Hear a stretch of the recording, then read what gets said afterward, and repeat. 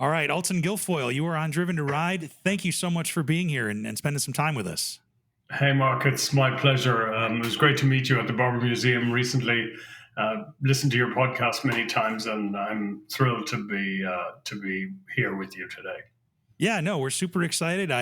We appreciate the time. It was great to meet you at Barber as well. You've got a lengthy motorcycle history, and I'm excited to dive into it. But I want to start kind of at the beginning with you. Maybe in your own words, what do most people know you for? What's your claim to fame or claims to fame, maybe in your case? Well, that's a funny question. I don't really have any. I'm a generalist, and my family would laugh at me when you say that I've got a long history of motorcycling because they see me as something completely different. Um, Okay. so I grew up in Dublin in Ireland. I'm a lifelong avid art fan, so Mhm. I love art, and I read art history in college in Dublin, and so my world has always been art and music. And very shortly after leaving college, I joined the BBC in London. I was a producer director there on music shows, and then I set up a production company with my friend Bob Geldof in London, and Bob and I did a number of music films and art films, one of which was a film about Frank Lloyd Wright and the Guggenheim Museum in New York, which uh, at the end of the 90s took me, the 1990s, that's the last century for those younger listeners. It took me to New York, where I eventually was invited by the Guggenheim to set up the film department, the first film department ever at a major museum. Mhm. And so I did that, and that's what brought me to New York, and that's what brought me to the Guggenheim. And so, to answer your question specifically, my career really has been as a filmmaker and as a writer, writer particularly about architecture, design, and sometimes art itself. And so, not so much motorcycles. Well, not to spoil it, but your time at the Guggenheim, you were one of the men responsible behind the kind of legendary art of the motorcycle exhibit there, just to set the stage. But kind of as listening to you talking at the Barber Museum with Pierre, there is a lot of art and design and thought that goes into motorcycle design. So it's not as much of a stretch, I think, maybe as people think. Well, indeed. I mean, so the art of the motorcycle. Here's a poster actually I have on my wall here in my apartment in New York. Yeah. That was a poster used on the subway in New York City at the time of the exhibition, and I managed to snag a couple when they were removing them from the subway cars at the end of the exhibition. But to go back a little, it wasn't an accident that I was asked to do this exhibition to curate the exhibition. Um, I was, I've been a bicycle rider and a Okay. motorcycle rider from a young age. I mean, bicycles. People of my generation in Europe, in England and Britain and Ireland, we lived on our bikes. We went to school on Mm, our bikes. We went to play sports on our bikes. We delivered newspapers on our bikes. We did everything on our bikes. And sure. as soon as we could, we found a motor for our bikes. In my case, I bought a NSU Quickly, which is unusual in America. Americans don't really know this little moped, but the NSU Quickly was a German moped with a Okay. 50cc two-stroke engine on it. And I bought that from a classmate in school for £1, and which is the equivalent of about 50 cents in those days. But what I didn't know was that I was supposed to put oil in the two-stroke mixture, in the gas Oh, mixture. geez.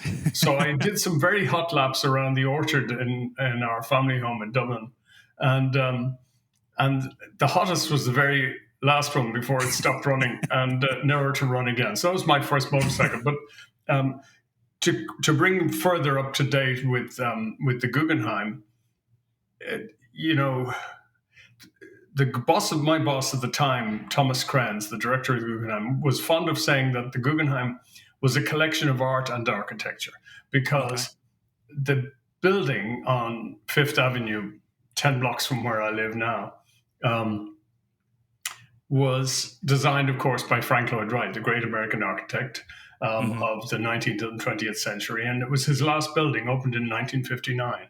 And it's an amazing piece of individualist modernism. and it's certainly a landmark in New York City. Hmm. So my boss Tom Krenz always said that the Guggenheim, the building itself, was the first object in the collection.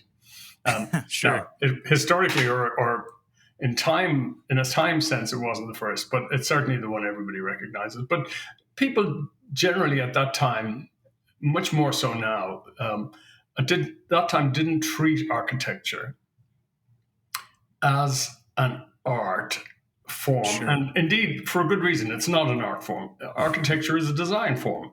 And Okay. design is different from art in the sense that art doesn't have to do anything except be on the wall. Sure. Design has to do things. If you design a building, it has to have plumbing and windows and heating and lighting and so Yeah. on. There's no form following function in art necessarily. Not at all, and that's the beauty of it. That's the liberation of it. So Sure. Frank Lloyd Wright took his ideas of 19th century Americana Hmm. into a built form in the 20th century and evolved over the course of the century to end up where he did with the Guggenheim, which was an extraordinary expression of a spiral. He called it an inverted ziggurat. It was a great phrase. I mean, nobody really knew what it meant, but anyway, there was this upside down cone, Hmm. and it became notorious and famous at the same time. A very difficult building to show art, or at least show painting in, because the ramps slope like this, and so the gallery walls are sloped. So you hang a painting on it. Do you do it? You make it Right. You have to parallel to the maybe floor. adjust it. You have to do it this way. So Right. it's a skill.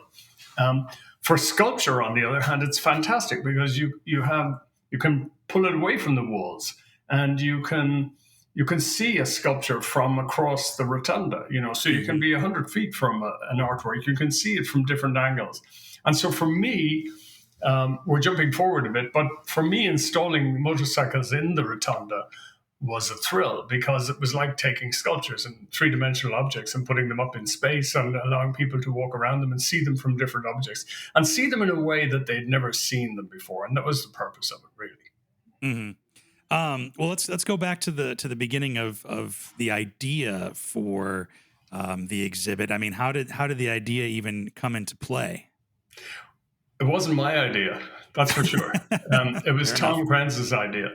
So there's a funny story there too. So Tom uh, was a motorcycle, or is a motorcycle rider, avid motorcycle rider. He rode his BMW to the office every day. Hmm. Occasionally I rode a motorcycle to the office as well. And he and I understood that we both like motorcycles and cars and things. And over a course of a couple of years in the 90s, he would say, how many cars do you think we'd get in here? And I said, not many, Tom, maybe 20 or 30. You can't get any on the upper ramps because they get narrower as they go up. Sure. I said, you might get 2 or 3 down here and 1 or 2 there. And, you might get 20 total. He said, no, I need 100. And I never knew really where he was going with that until one day I get a call from his office and Ultan, Tom needs to see you. And I said, okay, I can come tomorrow or no, now. And Oh.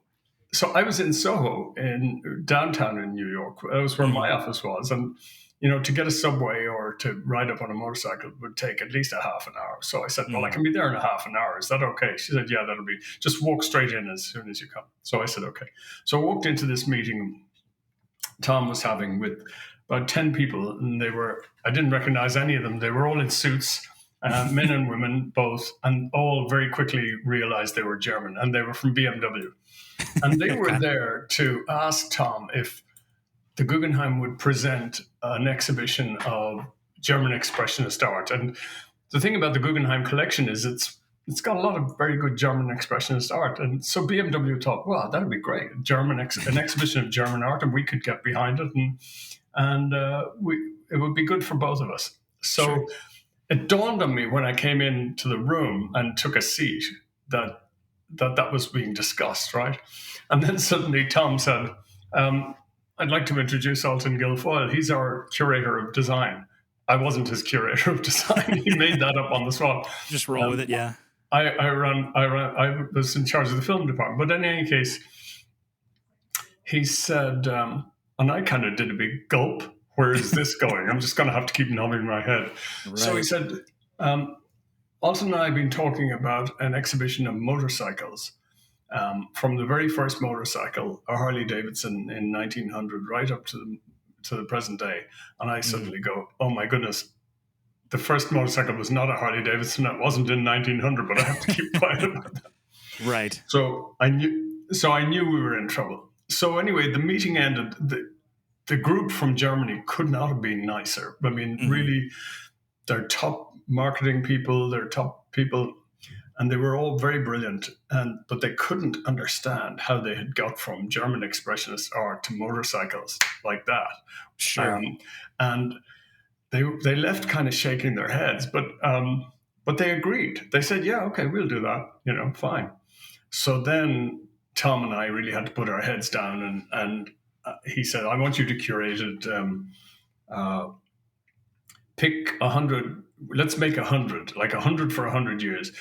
And I said, "Yeah, but it's longer than 100 years, Tom, because the motorcycle, as far as I know, and I haven't done much research, but the motorcycle goes back to 1875 or something like that." So he said, "Yeah, whenever, but like 100, roughly 100 in the rotunda." And Tom was a gesture guy; he wasn't a detail guy. Sure. So, here's the idea. Let's just roll with it. Yeah, exactly. So make it happen. I thought, oh no, I'm in trouble now because A, I'm busy with my own work. B, I'm busy with Guggenheim film work because I also had a career, a parallel career of my own. Oh, okay. And I thought, oh my goodness, how am I going to do this? So I started buying books, as one does, and digging into the history. And the books kept telling me different things, like this was the first, that was the first. And the books were pretty loose about the facts. There was no Wikipedia then. There was no, there was an internet, but it was very young. Sure. So I had a brainwave. I had met a guy on the internet on one of the motorcycle chat forums about British bikes who was a physics professor in Arizona, in Tucson, Arizona, at the University of Arizona. And we had met because he was coming to New York and he said, "Look, I know by your email address that you're at the Guggenheim. Is that anything to do with the Guggenheim Museum?" I said, "It is." He said, "Well, could we meet? And I'd quite like to come to the Guggenheim." I said, "Yeah, sure."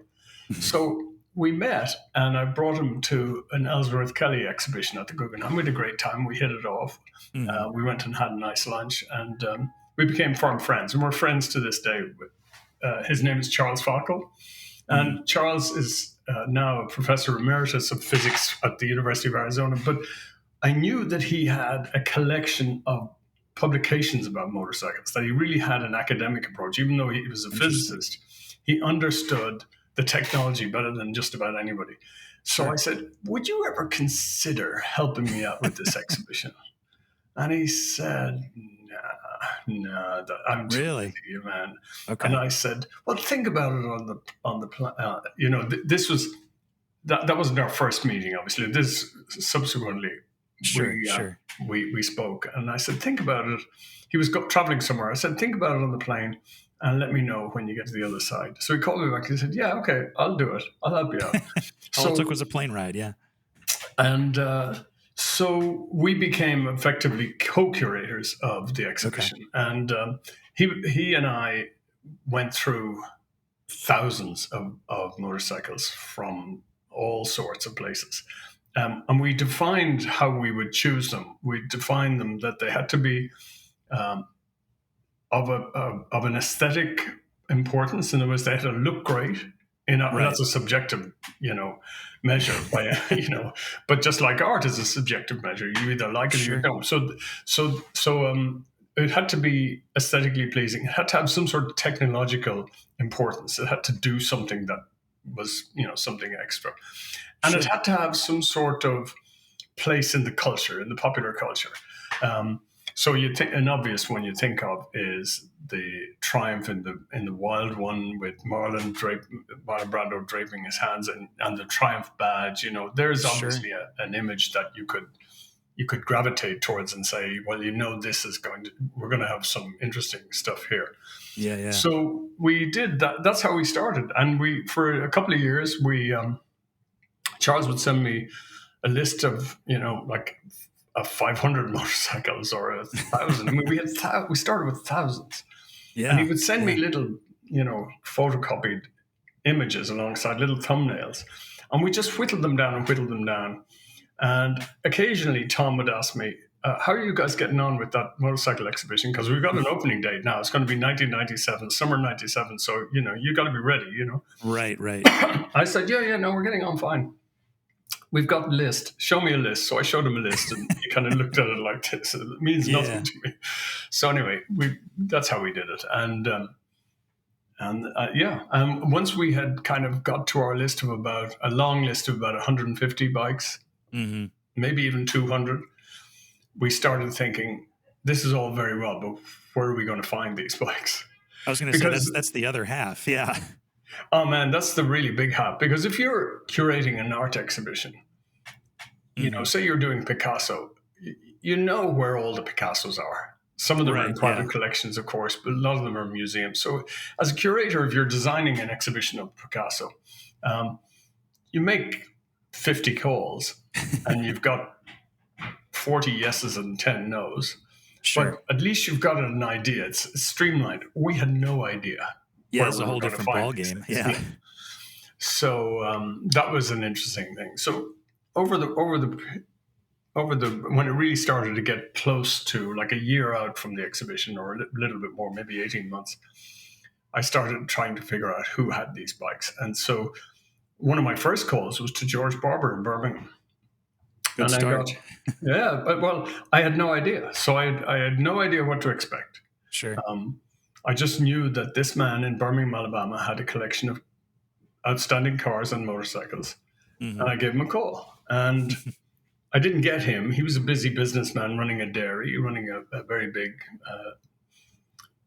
business and real estate business. But I got the director of the museum, Jeff Ray, and I told him what we were doing, told him who we were. And I said, can we come down and visit you and talk about you participating in this exhibition? And he said, yeah, sure. But I could tell by the way he put down the phone that he didn't really believe that I was from the Guggenheim. And I don't blame him. Yeah. So anyway, Charles came from Tucson. We made a time that worked for him and worked for me. We flew down and we walked into the old dairy in downtown Birmingham, Alabama.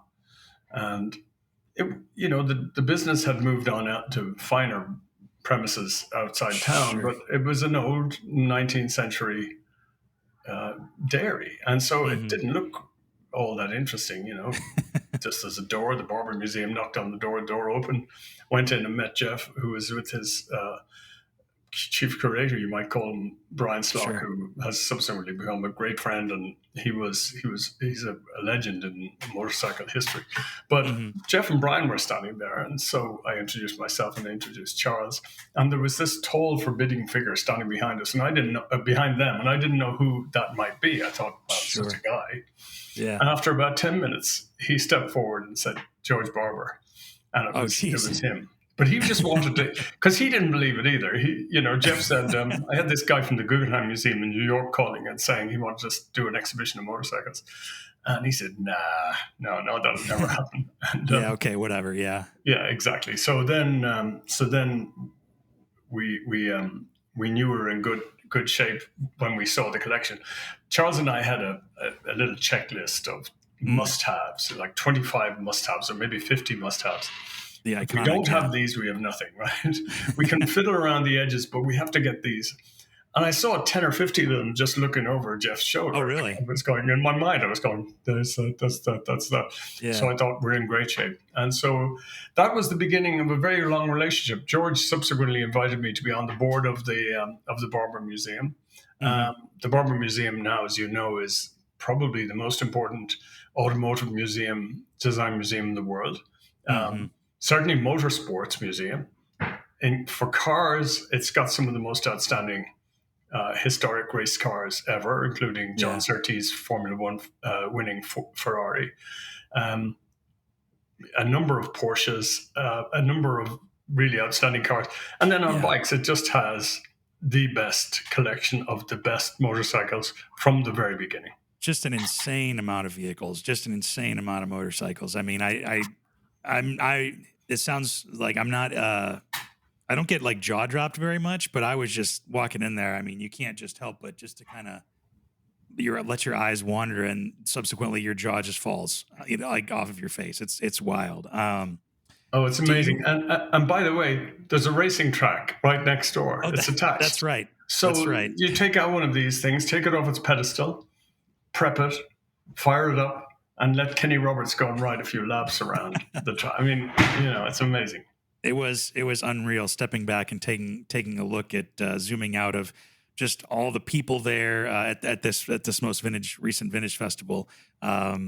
Watching Kenny Roberts and Kenny Roberts Jr. take off on those motorcycles was kind of watching history happen right in front of your eyes. That's right. And I don't know if you noticed, as Kenny Jr. was coming around in front of the museum at that portion of the track that just runs right in front, turn 9. Mm-hmm. As he was going up the hill, he popped a wheelie as he was passing his old man. That's Robert's fashion really for great, sure. Yeah. Do you remember a couple of those? You said you had those like kind of 25 or 50 must-haves. Do you remember which ones that kind of were at the very, very top of the list? Yeah, I mean, sure. So a Triumph Bonneville, if you're thinking of British bikes, a Triumph Bonneville. Yeah, naturally. A Speed Twin, a Triumph Speed Twin, which is the kind of era of Marlon Brando that I was talking about, which was a groundbreaking motorcycle in terms of design and technology. A BMW, you could almost throw a stone over your shoulder at BMWs and pick any one that landed on. But, we really wanted the R32, the very first BMW, because it told a story about technology and design. And the story essentially was that, BMW after the First World War was not in the business of making arms or airplanes anymore. The BMW Roundel is a propeller. Right. There's blue and white, and that comes from its days as an aircraft manufacturer. And the engine of the Boxer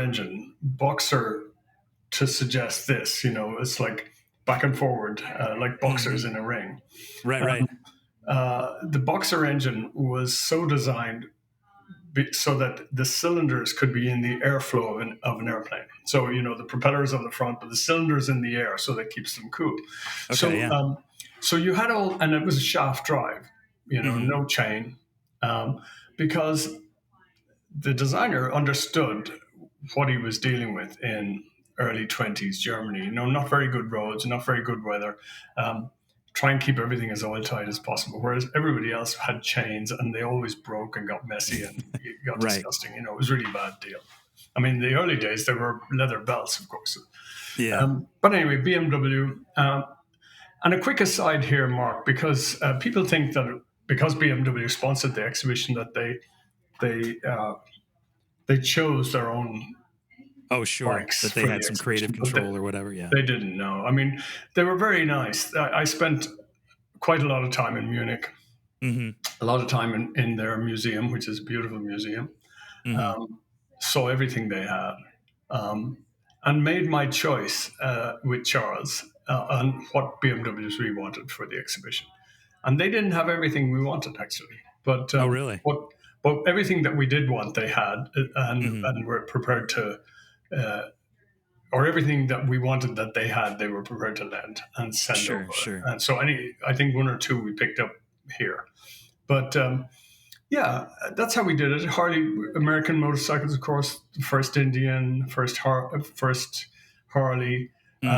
early Harley board trackers. Board tracking was a big phenomenon in early America. Board track racing, and it came from the velodromes, the wooden velodromes, which are bicycle racing tracks. Oh, sure, yeah. Particularly in Europe, where it was a spectator sport, and in America they just made them bigger and bigger and stopped running bicycles on them and put motorcycles on them. Right. And so the board track racing, early board track racing bikes like the like the Harleys and the Indians, Hmm. they were really important to get. Yeah. Um, and then on up into the contemporary era, collection of Ducatis. Miguel Tamburini designed Ducatis like the 916. He also Hmm. designed the MV Agusta F4 750, which was the last bike in our exhibition, Oh, actually. cool. And that was a Tamburini design. Miguel Galuzzi with the Ducati Monster. I still ride a Ducati Monster. Oh, Um, really? yeah. And Charles and I were in Italy visiting Ducati and MV, and we actually put our hands on the first engines to come off Oh, the wow. MV Agusta F4 engines to come off the assembly line. That's cool. And and one of them was in the exhibition. So, That's so great. that was the short list, if you like. I mean, so just the obvious must-haves. Hmm. It's easy to get a must-have from a contemporary bike. It's more difficult to get a must-have from an early board tracker. But the collectors of early American bikes, Otis Chandler, famous Hmm. collector, passed away since, became a very close friend and very generous lender to the exhibition. So he and George Barber were the two single biggest lenders to the exhibition. I got you. Yeah, it speaks to the motorcycle community that people are usually very friendly and very generous, and that's nice to know that it goes kind of all strata of motorcycle owners and collectors, no matter how big or how small. You're absolutely right about that, Mark, and I think it applies to cars as well. I think car Sure. owners are similarly generous. Um, of course, we dealt with the manufacturers where it was Hmm. appropriate. Harley Davidson were very helpful. Sure. Initially dismissive, actually. They thought that Hmm. we're in Milwaukee. I mean, we don't have any Harley riders in New York City. Sure. But then Willie G. Davison was a wonderful man, a brilliant designer, but he became a friend, and Hmm. they lent to the exhibition as well. So yeah, Interesting. now, but I should say you made a comment earlier on which I want to pick up on, that design has the quality of art sometimes. And Hmm. that's why the exhibition was called The Art of the Motorcycle. It was a deliberately, um, spiky, you might say, title, because Right. the art world in New York is fairly uh, snooty, you might say. And Well, I I mean, it's think up there with Tom, Paris, Milan, London. I mean, it's world class. Yeah. well, yeah, and so Tom just likes tweaking people, and I think for him to call it the art of the motorcycle was a real tweak. But what he meant and what I understood by the term was that at its finest, the motorcycle or any designed object at its Hmm. best has the quality of art about its shape and form.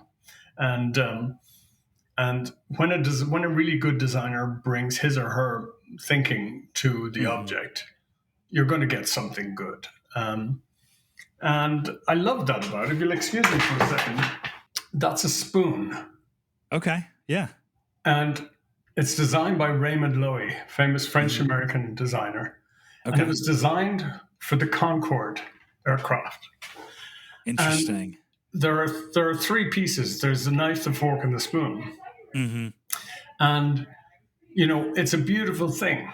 Little plastic handle, little stainless steel stamped Yeah. shape for the spoon, and the same goes for the knife and fork. And that's my point about good design. When a piece of design is really done by a good designer, Hmm. or an object of design rather, then it has the qualities of art, and this certainly does. And that's just an example. Now, we could walk out in the street and look at a car, a motorcycle, a bicycle, a building. They have the same qualities. Yeah, yeah, yeah. It's interesting you bring that up. I don't know if you'll agree or disagree with this, but I think that maybe nowadays we take advantage or take for granted of the fact that something that's well designed can also be beautiful. But I don't know if that's the most. I don't know if it's been that way for a long time, and I'm talking maybe in the last couple hundred years, or maybe even, um, let's say the lifetime of the motorcycle as an object. Well, I think there's an inflection point. I think in early design and Hmm. early product design, the beauty of the thing came out of its function. It came out of how it worked. An old Mm-hmm. tractor from steam engine from 1900, or something like that. Mm-hmm. We come to admire the rugged qualities of the workmanship, the craftsmanship, and the ingenuity, technological ingenuity that went into making it. But there Sure. is an inflection point, and it's an important one, and it's a German. How would you call it? We might call it a university or of design called the Okay. Bauhaus, and the Bauhaus, which was founded in the 1920s in Germany, was founded to be an institution that devoted itself to design of all sorts, including Okay. architecture and product design and fabrics and so on. And the Bauhaus had an extraordinary influence on 20th century design, Western design. Mm-hmm. So the phrase "form follows function," that classic modernist phrase, that comes from the Bauhaus. And some of the great architects, Walter Gropius, Mies van der Rohe, and so on, Mm-hmm. they came out of the Bauhaus. So the Bauhaus changed how everybody thought about design. So Okay. that suddenly the designers were not just blacksmiths in a workshop, in a forge somewhere that nobody had ever heard of. They were actually appointed to sit at a desk with a piece of paper and a pencil and actually make a shape. Okay. And so that's a big inflection point in the 20th century. And it came to dominate the look of the 20th century. The buildings looked similar.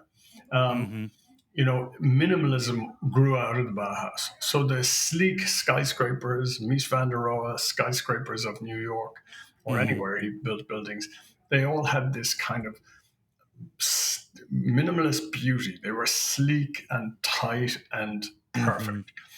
Um, of course, times changed, but and the thinking changes. And Frank Lloyd Wright, I would say, was one of the people who first kind of broke that mold. But Mm-hmm. he didn't influence a school. There wasn't a whole load of Frank Lloyd Wrights coming after him, Right. designing Yeah. spiral ziggurats. It was modernism until, I would suggest, that Frank Gehry, the architect, California architect Frank Gehry, arrived. Mm-hmm. And I'm fortunate to have worked with Frank for 30 years. And Frank's work was slow to emerge, but once it emerged fully into the world, it completely changed the way we think about architecture and design. And Frank designed the motorcycle exhibition. Oh, really? I was incredibly proud of that. I mean, so the exhibition in New York, we had the rotunda, but when Mm-hmm. we went to Bilbao, so the Guggenheim of Bilbao was Frank's first famous building, I mean, really Right. famous building. It Right. Right. changed the world of architecture. It wasn't the last great building of the 20th century; it was the first great building of the 21st century. And he designed that exhibition too. And so I had the pleasure of installing curating an exhibition designed by an architect in his own building. Now That's that pretty was cool. cool. Yeah. Yeah. So I Well, would and say that's how design, product design, and architecture and design generally has evolved over the last 100 years. yeah. No, I mean, it's a great kind of lesson in that nothing necessarily exists in a vacuum, right? Like motorcycle design, building design, any kind of design does not exist in a vacuum. It's all influenced by the culture and the world around us and the history of just people and trends and all that, and technology for that matter too.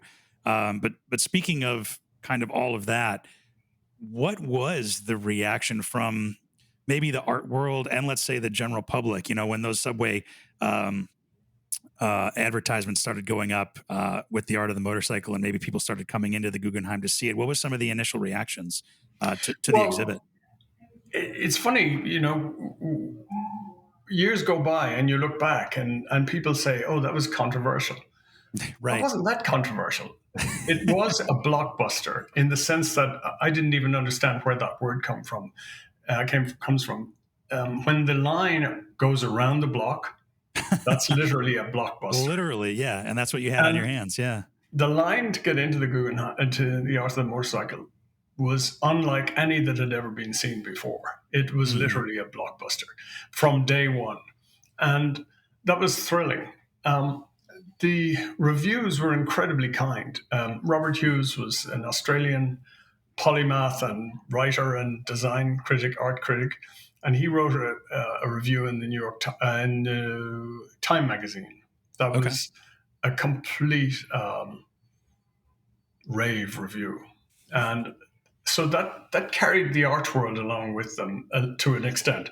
Now, other museums weren't as kind, and I'll tell you why. Interesting. So, the Met down the road from the Guggenheim has its Right. own fashion institute. So that's just a euphemism for a place where you can show fancy clothes. But because it's a fashion institute, they feel that fashion is perfectly good subject for exhibition, which it is. Sure. Now, but the Guggenheim doing not fashion in this case, but motorcycles design, like outrageous. They're German expressionists. They're kind of, contemporary art. They're not design. Like, how dare they? So there was that going on. Interesting. But it was, professional jealousy more than anything else. The public loved it. Oh, sure. In the middle of the week, moms with kids were in there pointing at things and trying to peel their children off the bikes. At the weekends, a big crowd of bikers would descend, and we did a fun thing. So our head of marketing was a very wonderful woman, and she called the NYPD and said, could you just clear the front of the museum of all parking, and could you just kind of put up a sign that says only motorcycle parking allowed? Oh, smart. And they said, yeah, okay, that's fine. Yeah, we can do that. So they did. They changed all the signs. They put motorcycle parking only. And that's cool. It was great. That's you'd have 100 motorcycles on a Saturday or Sunday morning. That was very cool. So, yes, so that was the public reaction. And the critical reaction was similar because we had a pretty good collection of bikes, and we backed it up. I mean, thanks to Charles Falco, my partner on this endeavor, we were able to back it up with real science and real history. I'll step away for a second. Sure. There we go. Yes. It's not just it wasn't just an exhibit. It's a hardcover book. I should have been prepared with this. That's okay. But the catalog, it's like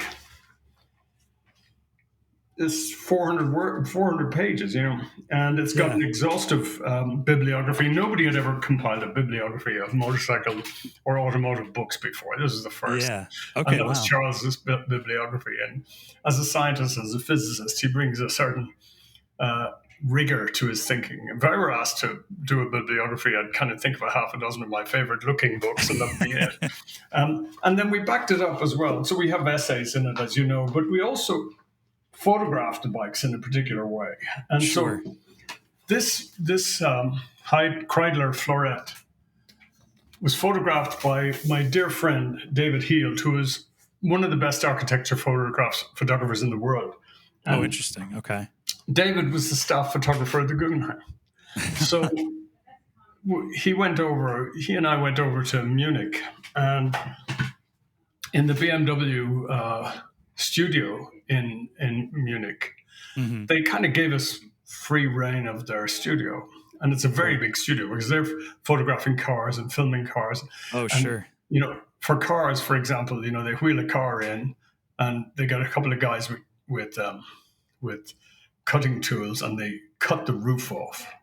And then they light the interior so they can photograph the interior perfectly. Well, we were given a corner of that to photograph BMW bikes and some others that we arranged to do. And of course we had, and as a filmmaker, I'm familiar with all the tools of the trade. So I said to David, wouldn't it be cool to get a crane in, like a little mini jib arm that we can put the camera wherever we want it? And he said, yeah, let's do that. So we get a crane in. And so he craned over that bike, over the... Oh, so it's like the true overhead shot is right over it. Yeah. And it's such a beautiful image. And that's the poster as well, obviously. Now, there were several posters and there were several other images. But if I take, for example, this is a French bike, the No Me Wrong. But if you look at the fishtail exhaust, I mean, it's a beautiful photograph. So my point in saying all that is we brought, not only was it an exhibition, but we brought a really substantial catalog out to back Hmm. us up. And we wrote about, the motorcycles and the design trends that out of which the motorcycles came. So we weren't just throwing 100 bikes in the exhibition. It was a kind of Right. 125, I think, in the end. But it wasn't just lining up a whole bunch of old bikes and opening the doors. No, we Having actually no context. Yeah. It's we did almost like some you kind of, curatorial work. yeah, you almost created and curated, for that matter, like the definitive history of the motorcycle up till that point. Well, certainly to that point, yeah. Yeah. And maybe since, I don't think. Well, we then revisited in more recently, Charles and I both. But we can talk about that in a moment if you wish. Yeah. Yeah. But before we get to that, real quick, I wanted to ask, like, do you think that you changed, like, so okay, so you have the art world rave reviews, public rave reviews, the motorcycle industry. Do you think that you had an impact with the exhibition on the motorcycle industry in terms of maybe how people think of design and art, like, for lack of a better term, the art of the motorcycle? Yeah, absolutely. I think very much so, in fact, because particularly in the United States, there was this belief that motorcycles were, dirty, loud, Hmm. slightly criminal. The motorcycle gang idea, violent and outlaw, was still very much in people's popular imagination, Yeah, in the and 90s, that I was came going to down say. from the Yeah. wild one, and so Hmm. even by the 90s, that still was there.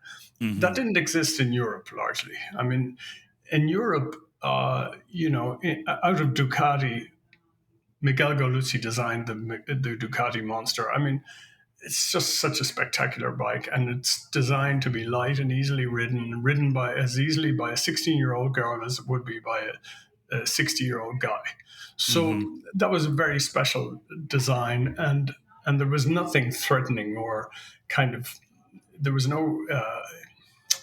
no negative vibe attached to that No design. I would say the criminality or same with underworld. Yeah. Yeah. no, same with BMW. BMWs were just, well, their brand is all about, you know, beauty and brilliant Refinement. engineering and, Yeah. the best of the best. So there was none of that. But in the United States, there was. So we certainly blew that out of the water completely. We just Yeah. changed everybody's popular opinion about what motorcycles should be Hmm. viewed or perceived and their place in popular culture. So that changed enormously. Um, and I know definitely the advertising changed around motorcycles very much Sure. at that time. Now, there had been other people had brought a kind of more wholesome thing to motorcycle design, motorcycle marketing and perception. So Honda, most spectacularly, if I can find it, I quickly will. But Honda had Sure. an ad that said, "You meet the nicest people on Honda." Yep. I was And hoping you were going there. well, yeah. So I'll have to find it now because I know it's in the book because I've referred to it often, and I should have had this ready. I'm sorry, Mark, No, that's okay. uh, but Soichiro Honda, who is the founder of Honda and the great designer, the great thinker behind um, about the modern motorcycle, he was the one who kind of ushered in that idea of you meet the best, nicest people on a Honda. And it was Hmm. around the Honda Cub, the 50cc Cub, that was really enveloped. And here it is. Here's the Cub. Here's the Honda Yeah. Cub. That's a black and white photograph. Yeah. It's kind of almost like a Here's step through. It's small. It's approachable. It's almost like almost kind of like a scooter, but it is It's a kind of like a motorcycle. Yeah. scooter, it's not. It's got that little white plastic fairing or cream plastic fairing, and there's the commercial. You meet the nicest people on a Honda, Yeah. Yep. right there. So that was in the air, but it hadn't really permeated into America at that stage. And after our exhibition did, so there were a lot of, and there was a lot of. Copy and advertising copy that used art, design, and motorcycles in the same line, and that had Hmm. never happened before. Yeah. That's pretty cool to be able to kind of see the impact that that you had from going, oh, I'm in a heap of trouble. How am I going to do this project, to changing the motorcycle industry that way? And the motorcycle industry were very quick on the uptake. We got to Oh, know sure. them. They were very keen. They were calling us up saying, "How can we help?" Very Um, cool. and I got invited to things. I got invited to talk to things. I got invited to ride a lot of motorcycles. Not a bad thing. Yeah, not a Not a bad bad thing. thing. Yeah, they were keen. So it met its moment, and they met their moment too. Mm, interesting. Well, you hinted at it earlier, and so we'll switch gears to it. This was not the last motorcycle exhibition that you guys had put together. In fact, you had been asked to do it again in Brisbane, Australia. Can you tell Yes. me how that all came to be? Yeah. So Charles Falco, my Hmm. partner in crime, Charles was giving a physics lecture in Australia and Hmm. was approached by a gentleman who asked, would he be interested in revisiting the idea of a motorcycle for the 21st century? So ours was a retrospective, you might say. Um, Sure. it was looking past from the vantage point of the end of the 20th century. And we didn't see electric vehicles coming, so there were lots of things that we didn't see coming. And as I've been saying, there were some of the developments arose directly from the work that we did in that exhibition. Right. But we really were about 20th century. And in a moment, I'll tell you a little bit more about the conception of the exhibition. But in any Hmm. case, jumping forward, around 2020, no, 2018, Charles met this guy who was a senior figure at the biggest museum in Australia, Kagoma, the Queensland Art Gallery and Museum of Art in Brisbane, Hmm. who asked him would he he didn't realize I was involved, and would he be interested? And he said, well, I'll think about it. So he immediately called me and said, there's a guy who wants to maybe do it again. And I said, I'm not doing Yes, that yes. again. I mean, we've done it already. Why would we want to do that? And he said, Sure, no, it'd be sure. great. And we go to Australia, Great Barrier Reef, Right. Sydney, Yeah. and I had never been to Australia. And in fact, I don't, it was on my bucket list, and certainly to bring Sure. my family. I really wanted them to come. But, Hmm. so he and I talked about it, and we said, well, we might do it if they gave us a lot of latitude to move past this exhibition here on the wall Hmm. and design something completely new. Now, we might still refer to the very first motorcycle, the Perrault from Paris, which we identified, a little steam Oh, bike from okay. Paris. Sure. Um, we'd still start there because that's like having the first iPhone in your hand, and you just say, this is the first, So there's Hmm. something Hmm. compelling about that in storytelling terms.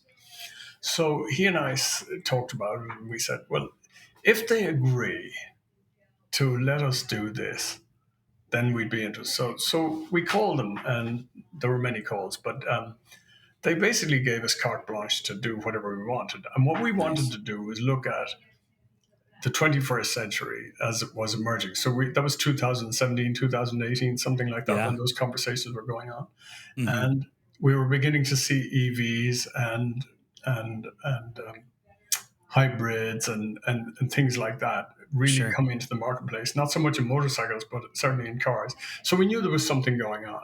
We were seeing segways, the self-balancing Oh, devices. yeah. They have Yeah. two Yeah. Yeah. I wheels. remember those. They Yeah. they have now, the one wheel is a self-balancing one wheel. So we thought, if we can have two wheels, three wheels, one wheel, or even no wheel. And so the people in Australia uh, were very, very sweet and funny and indulgent. And they said, what do you mean no wheel? And it turns out at the time I was working with an architect, Renzo Piano, in Fort Worth, Texas. And Okay. in Texas is the head of Bell Helicopters. And I met the CEO of Bell, who told me they were working on a two-passenger tandem drone copter that would come up and pick you Interesting. up in your home. You'd sit on it and you'd drone away into your destination. And they had this Yeah. thing flying around in their test grounds in That's Texas. unreal. Yeah. And I said, would you lend it? He said, I think that would be hard, but you could certainly refer to it.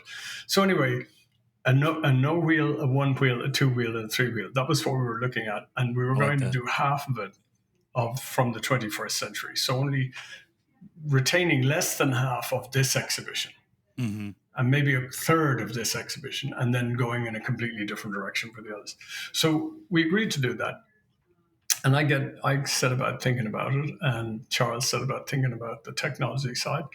And then the pandemic hit us.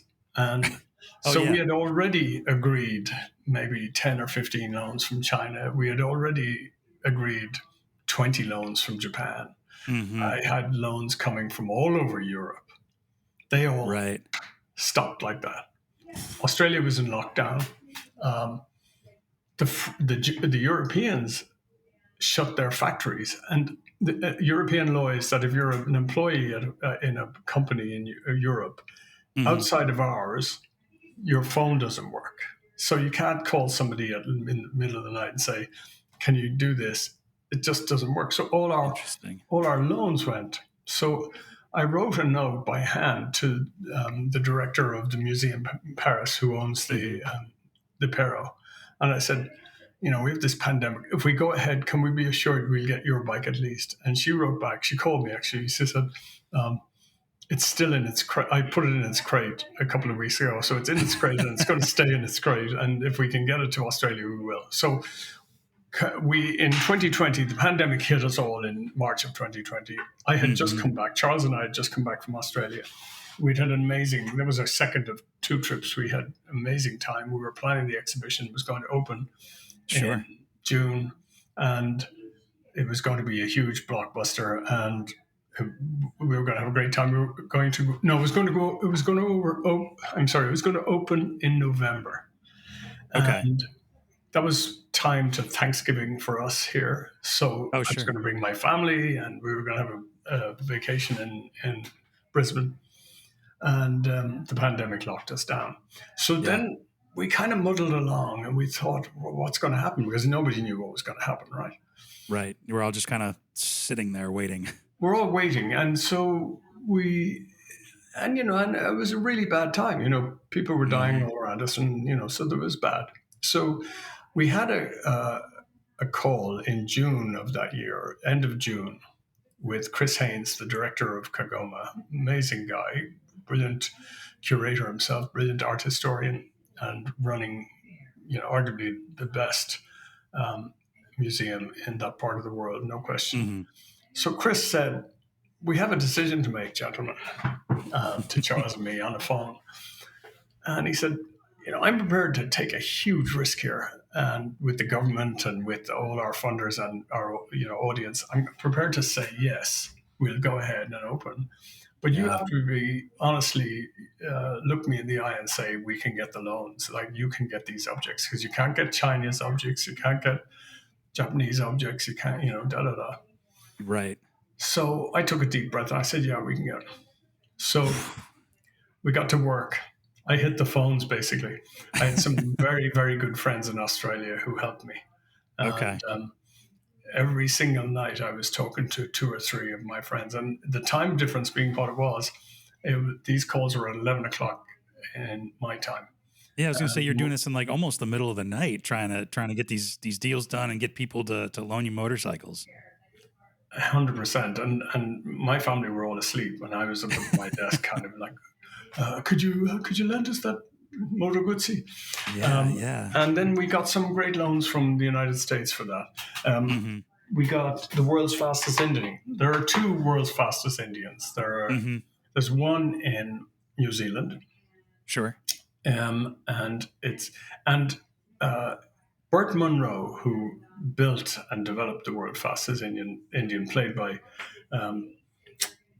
Anthony Hopkins in that marvelous film. But Right. Burt Munro had two bikes. He had Okay. one here, and he had one in New Zealand, and he would come over for the salt flat trials at Right. Right. Bognor. He would come over with an engine in his suitcase, and he would rebuild the engine of the bike here. And the bike Mhm. here is now down in Texas, and it's it's a precious thing.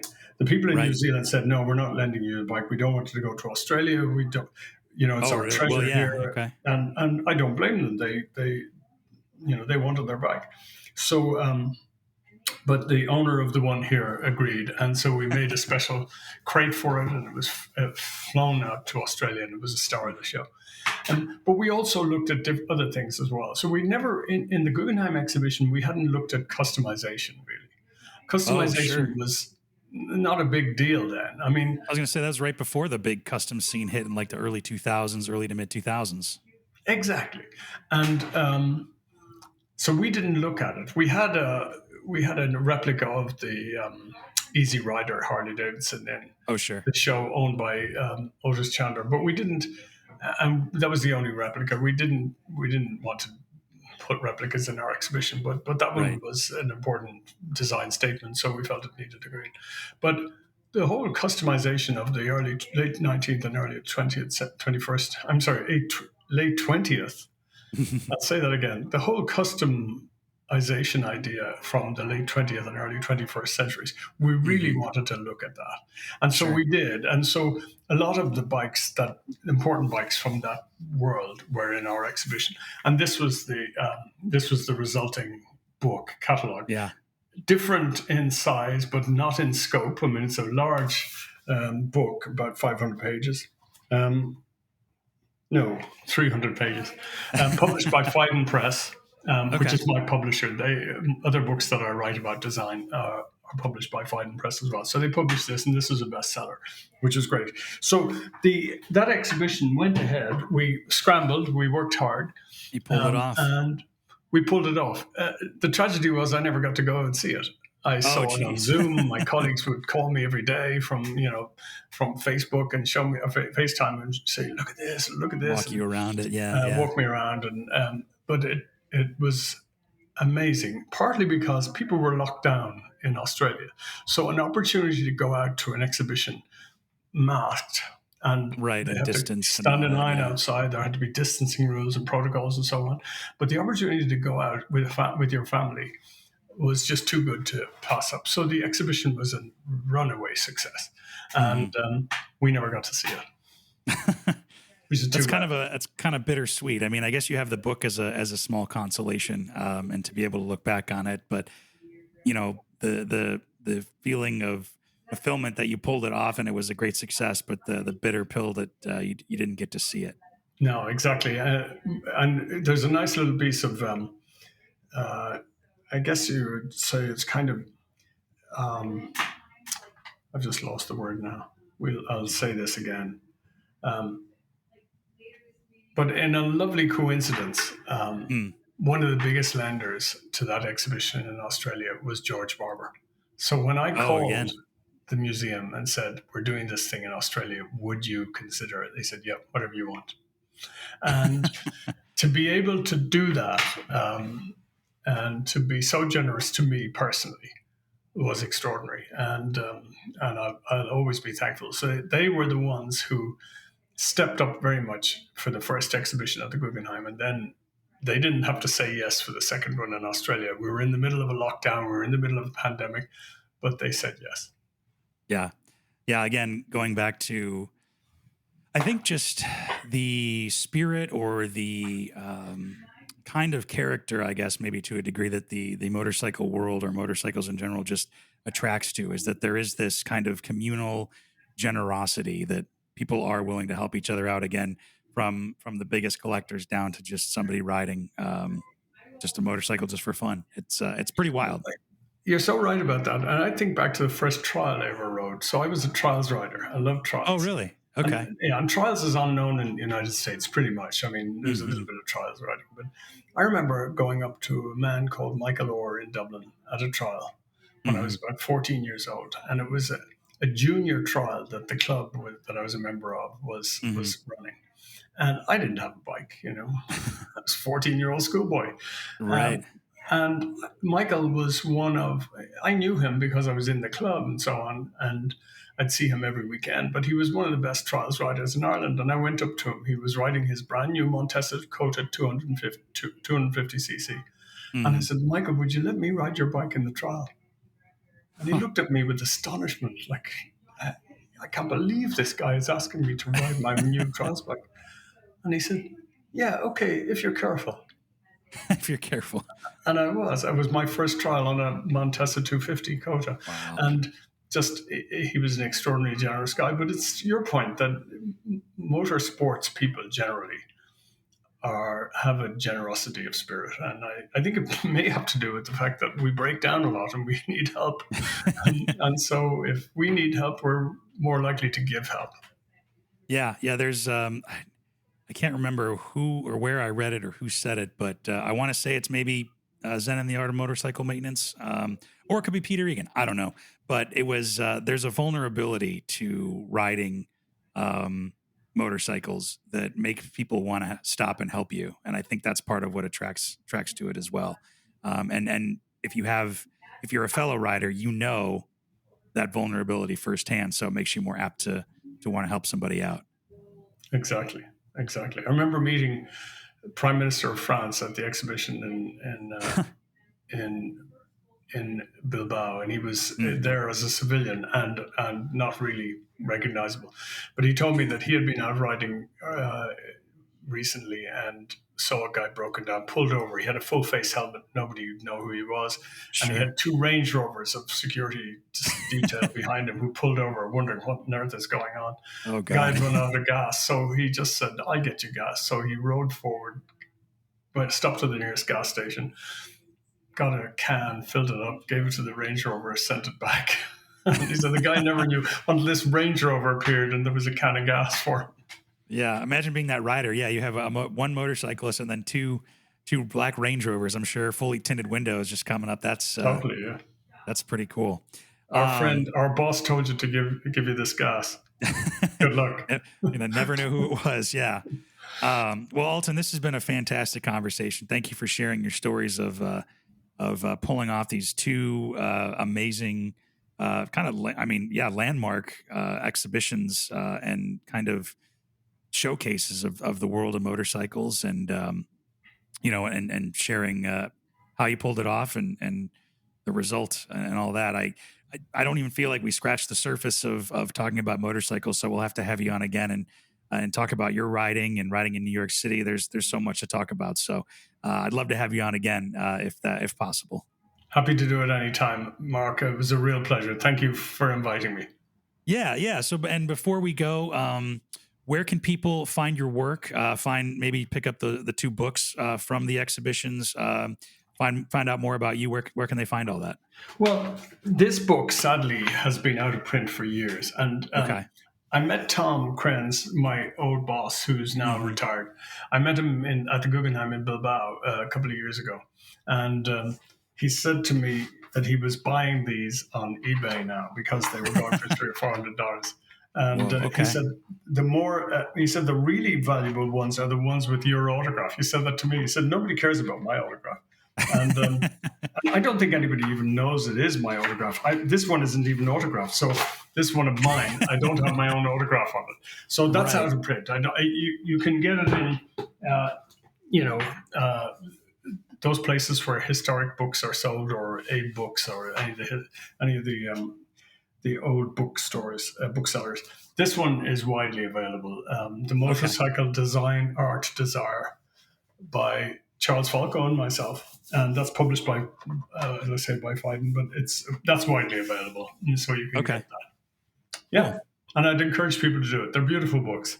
Yeah, I mean, it's just even I say covers, so myself.